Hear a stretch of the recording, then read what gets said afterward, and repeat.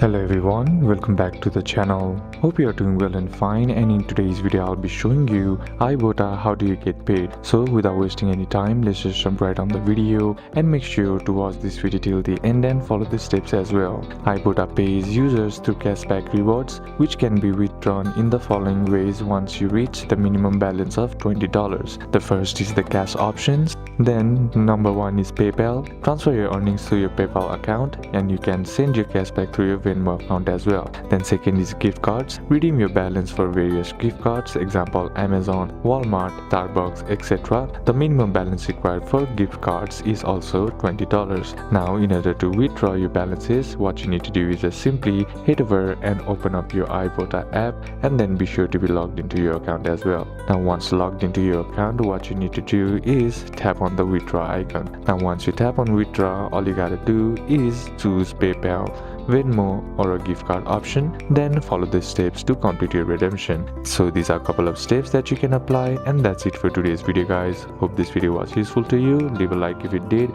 comment down below any questions that you have, and see you soon in the next video.